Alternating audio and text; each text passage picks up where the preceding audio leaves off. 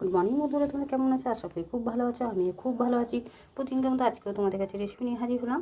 আজকে আমি বানাবো পাউরুটি দিয়ে মিষ্টি। দেখো এরকম মিষ্টি আগে খেয়েছো কিনা জানি না, বা বানিয়েছো কিনা।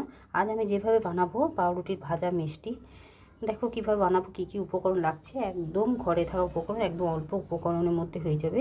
তার জন্য দেখো আমি 4 পিস পাউরুটি নিয়ে, তোমরা প্রয়োজন মতো নিয়ে নেবে।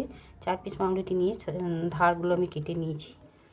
চারিদিকটা কেটে নিয়ে লম্বা লম্বা, তুমি চৌকো চৌকো দিতে পারো শেপ, আমি কেটে নিয়েছি। এখানে নিয়েছি 5 টাকা প্যাকেট দুধ, আমুল দুধ, আর এখানে নিয়েছি একটু গরুর দুধ। আর আমি মিষ্টির একটু সিরাটা তৈরি করে নেব, তার জন্য আমি প্যানের মধ্যে চিনি দিয়ে দিয়েছি। দেখো বন্ধুরা, অল্প সামান্য আমি চিনি দিয়েছি। একটু নেড়ে চেড়ে নেব যাতে একটু হালকা ক্যারামেলের মতন খুব সামান্য রঙটা আসে। নিয়ে আমি জলটা দিয়ে দেবো।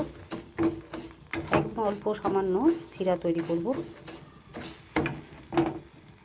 দেখো বন্ধুরা, হালকাভাবে আমি ভেজে নিলাম, মানে হালকা কালার করে নিলাম। এবার আমি জল দিয়ে দেবো, খুব সামান্য জল দিয়ে আমি এবার শিরাটা তৈরি করে নেব। দেখো বন্ধুরা, মিষ্টির শিরাটা তৈরি হয়ে গেলে এবার আমি গ্যাসটাকে অফ করে আমি কড়াই চাপিয়ে দেবো, আর কড়াইয়ের মধ্যে রিফাইন অয়েল দিয়ে দেবো। দেখো বন্ধুরা, কড়াইয়ের মধ্যে আমি রিফাইন অয়েল দিয়ে দিয়েছি। এবারে আমি পাউরুটির যে টুকরোগুলো কেটে রেখেছি সেগুলো আমি দিয়ে ভেজে তুলে নেব। দিয়ে দিলাম পাউরুটির টুকরোগুলো, এবারে আমি ভেজে নেব।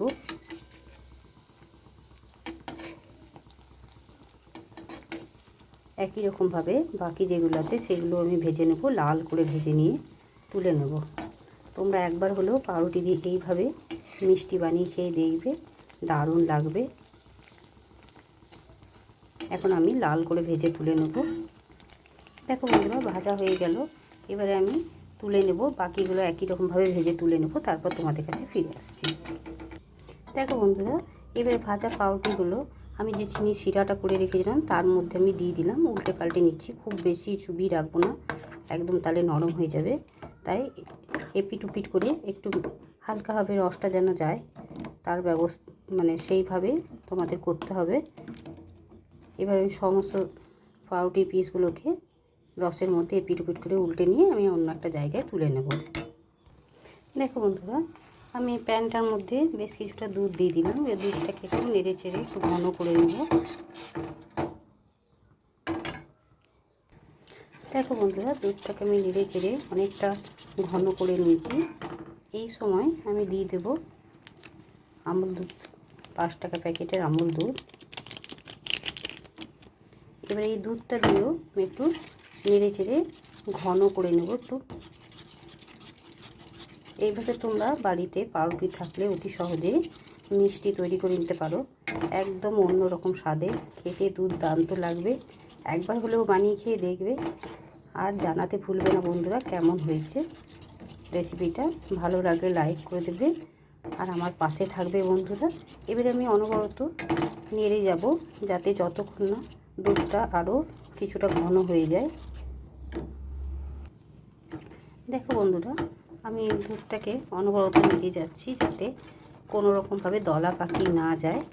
তাই আমি অনবরত চামচের পেছন দিয়ে দিয়ে এইভাবে ঘুরিয়ে ঘুরিয়ে আমি নেড়ে যাচ্ছি। আরও কিছুটা গাঢ় হয়ে গেলে পরে, মানে ঘন হয়ে গেলে পরে আমি গ্যাসটাকে অফ করে দেবো। যে একটা কি বলবো, ক্ষীরের মতন তৈরি হয়ে যাবে, তখন আমি বন্ধ করে দেবো গ্যাসটা। দেখো বন্ধুরা, অনেকটা শুকিয়ে গেছে। এবার আমি গ্যাসটাকে অফ করে ঠান্ডা করে নেব, তারপর তোমাদের কাছে ফিরে আসছি। দেখো বন্ধুরা, যে ক্ষীরটা আমি তৈরি করেছিলাম সেই ক্ষীরটা আমি দেখো পাউরুটির অর্ধেক অর্ধেক পিসে আমি লাগিয়ে নিয়েছি। এরপর এই ঠান্ডা করে এরপর এইরকমভাবে আমি একটার উপর একটা দিয়ে আমি বন্ধ করে দেবো। দিয়ে আমি অন্য একটা জায়গায় সাজিয়ে নিয়ে তারপর তোমাদের কাছে ফিরে আসছি। দেখো বন্ধুরা, আমি সাজিয়ে নিয়ে চলে এলাম। ক্ষীরগুলো দেখো একটার ভিতরে একটা দিয়ে আমি বন্ধ করে দিলাম, সাইডগুলো দিয়ে একটু ক্ষীর দিয়ে। দেখো তোমাদের কেমন লাগলো অতি অবশ্যই জানাবে। আর বাড়িতে একবার হলেও অতি সহজে পাউরুটি দিয়ে এইরকম মিষ্টি বানিয়ে খেতে পারো। কেমন লাগলো সেটা জানাবে। আর ভালো লাগলে লাইক, শেয়ার এবং চ্যানেলটিকে সাবস্ক্রাইব করে দেবে। আর পরিবার পরিজনের সাথে শেয়ার করে দেবে। আর আমার পাশে থাকবে বন্ধুরা আমার ছোট্ট চ্যানেলটিকে এগিয়ে যাওয়ার একটু সাহায্য করবে। আজকের মতো এতটুকুই। কালকে আবার অন্য কোনো রেসিপি নিয়ে হাজির হব। সুস্থ থেকো, ভালো থেকো, তোমরা আমার বন্ধু হয়ে পাশে থেকো।